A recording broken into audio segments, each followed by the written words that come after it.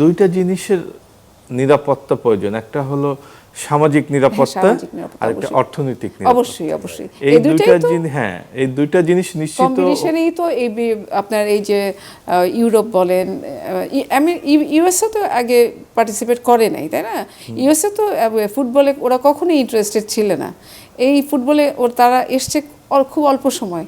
Europe যেমন অনেক তাদের বছরের শত বছরের ওদের ফুটবলের ঐতিহ্য ইতিহাস আছে, কিন্তু ইউএসএ তো ছিল না। কিন্তু তারা তো খুব অল্প সময়ের ভিতরেই একটা ভালো অবস্থানে চলে আসছে, খুব ভালো খেলেছে। আমি যুক্তরাষ্ট্রের খেলা আমার যে এই পর্যন্ত যে কটা খেলা হলো 5 দিনে আমার অসম্ভব ভালো লেগেছে। হ্যাঁ সেটাই, যেমন গতিময় ফুটবল ছিল, গতি ছিল ওদের খেলায়।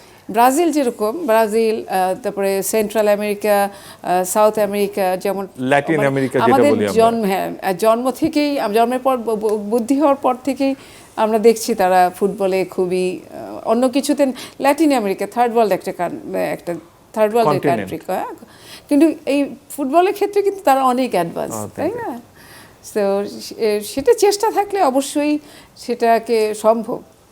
ল্যাটিন আমেরিকার অধিকাংশ দেশের ম্যাক্সিমাম আয়টা আসে তাদের ফুটবলারদের মাধ্যমে বিদেশ থেকে। এবং যত আপনার পপুলার ফেমাস ফুটবলার আছেন, হ্যাঁ, তো সবাই তো আমরা ল্যাটিন আমেরিকার প্লেয়ারদেরকে মানে আপনারা ইন্ডিভিজুয়ালি চিনতে পারবেন, তাদের নাম জানেন। হ্যাঁ একদম ম্যারাডোনা বলি, প্লে বলি, মানে আমরা যখন ছোট ছিলাম আমাদের সময় ম্যারাডোনা, তারপরে তার সময়কার মানে আইকনিক ফিগার, তাই না? এখনো যেমন এখনের বাচ্চারা হয়তো ম্যারাডোনাকে সেভাবে মনে রাখতে পারছে না, যেহেতু তারা দেখে, মানে তার খেলা দেখে নাই। কিন্তু আমরা যখন দেখেছি, মানে আমাদের সময়কার, তো আমরা তো এক নামে এত ফ্যান, মানে একটু বলতে পারবো না কী ধরনের একটা ফ্যান আমরা ছিলাম।